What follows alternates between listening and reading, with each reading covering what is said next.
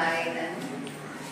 అక్కడ వచ్చినాయి అనుకోండి, అక్కడ పని స్టార్ట్ అయితే మరి ఇది ఇక్కడ ఎందుకున్నది పని చేయడం క్రితము ఆ రూమ్లు డిలప్ చేసేసాను.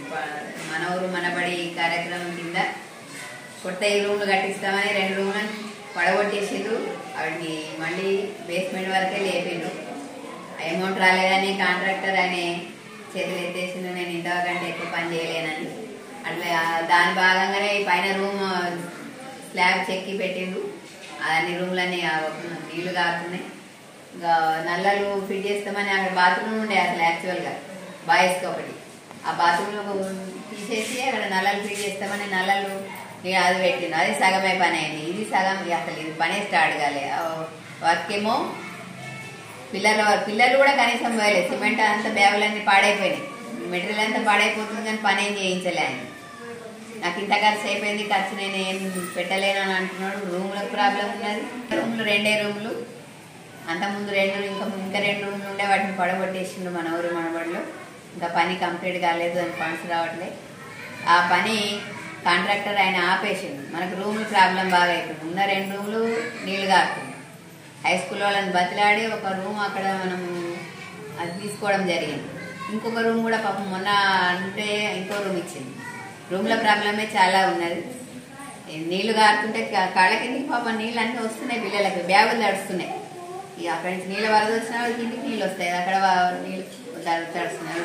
లంచ్ పెడదామంటే వరండా తడుస్తుంది, కూర్చోడానికి రాదు. తడి కాళ్ళతో బైక్ వస్తారా, అదంతా అప్పుడు తొక్కినట్టు అవుతుంది. కూర్చోడానికి కింద వరండా కూర్చోరాదు, రూమ్లలో కూర్చోరాదు. ఎక్కడ కూర్చోరాకుండా ఇబ్బంది అవుతుంది. వాళ్ళకి చాలా ప్రాబ్లం అవుతుంది. ఆ పైన నీళ్ళు గారినే చల్లగా రూమ్ చల్లగా అవుతుంది కదా, చలివి వణుకుతున్నారు పిల్లలు.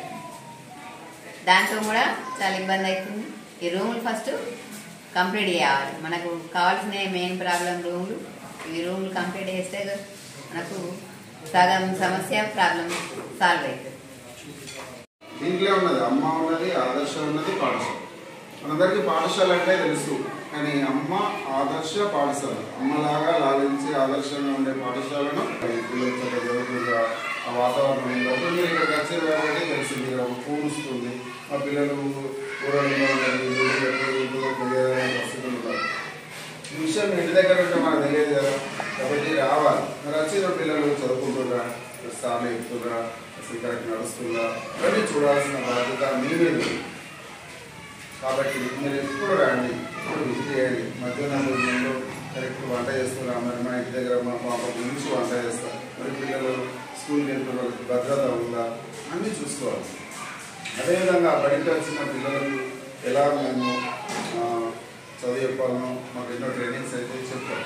అదేవిధంగా ఇంటికి వచ్చిన పాపకు అటువంటి వాతావరణం మీరు కల్పించాలి. మనం ఏం చేస్తాం, సీరియల్ వేస్తుందంటే సౌండ్ ఫుల్ పెట్టి సీరియల్ చూస్తాం. పిల్లలు వాళ్ళకి చదువుకోవడానికి ఇబ్బంది అవుతుంది. పిల్లలు హోంవర్క్ చేస్తున్నారా లేదా, ఈరోజు ఏం లెసన్ చెప్పారు, కొంచెం దగ్గర చదువు, ఈరోజు మీకు ఏం చెప్పారు చదువు, అదే పెట్టించిందని రాయు అని చూడాలి. మన బాధ్యత. మనము పంటను ఎంత భద్రంగా కాపాడితే పంట ముందే ఫలితం ఇస్తుంది. ఒక మొక్కను ఎంత భద్రంగా కాపాడితే ఆ మొక్క పెరిగి ఫలాలు ఇస్తుంది. మరి మన పాప మన బాబు వీరు కూడా పెరిగి మంచి ఫలితం రావాలంటే మీరు అందరూ కూడా సహకారం చేయాలి. పాఠశాలకు ఓన్లీ పాఠశాలకు వస్తే మాత్రమే రాదు. ఇంటి దగ్గర కూడా ఆ వాతావరణాన్ని కల్పించాలి. మొబైల్ ఎక్కువ ఇవ్వద్దు, టీవీ సౌండ్ పెట్టద్దు. చదువుకునేటప్పుడు టీవీ బంద్ చేయండి. ఆ విధంగా వాతావరణం కల్పించి మీరు పాఠశాల అభివృద్ధిలో మీరు తోడ్పడాలి. అదేవిధంగా పాఠశాలకు రండి, ఇక్కడ ఉన్న సమస్యలను తీర్చాల్సింది మీరే. కాబట్టి మేము ఏమైనా సమస్య ఉంటే మీకే చైర్మన్ ఆమెకు తల్లిదండ్రులు మీకు చెప్తాం. కాబట్టి నేను మన గొర్రెపల్లి సారీ పుస్తకాలు 18 years అవుతుంది. పిల్లలకు మాకు జాబ్ వచ్చి 18 years నుంచి మేము పిల్లలను న్యాయం చేయడానికి వస్తున్నాము. మాది ఇక్కడే మల్లాపూర్ లోకల్. మా పాపను ప్రైమరీ స్కూల్ ఇక్కడనే పంపిస్తున్నాం, గవర్నమెంట్ స్కూల్కి. ఇక్కడ తరగతి గదులకు చాలా ఇబ్బంది ఉంది. నా పాప 3rd క్లాస్ చదువుతుంది. ఇక్కడ టోటల్ పిల్లలందరూ 150 మంది ఉన్నారు. వాళ్ళకి రూమ్లు సరిగ్గా లేవు. ఒకటే రూమ్ ఉంది. ఒక్క రూమ్లో 150 మంది పిల్లలు ఎట్లా చదువుకుంటారు? ఆ రూమ్లో ఉన్న ఒక్క రూమ్ కూడా సరిగ్గా లేదు, ఊరుస్తుందంతా. పిల్లలు చలికి వణుకుతున్నారు. తొందరగా ఇక్కడ చిన్న చిన్న వర్షాలు స్టార్ట్ అయినాయి. ఈ వర్షానికి పిల్లలు తట్టుకుంటలేరు. ఇంకా వచ్చే నెలలో భారీ వర్షాలు కురుస్తాయి కదా.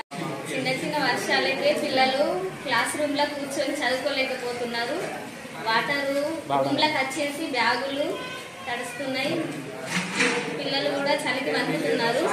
ఖచ్చితంగా రూమ్లు మంచిగా చేయించగలరు. పేరెంట్స్ నమస్కరించి మరీ చెప్తున్నాము, పిల్లల కోసం మీరు ఒక్కటి చేయండి.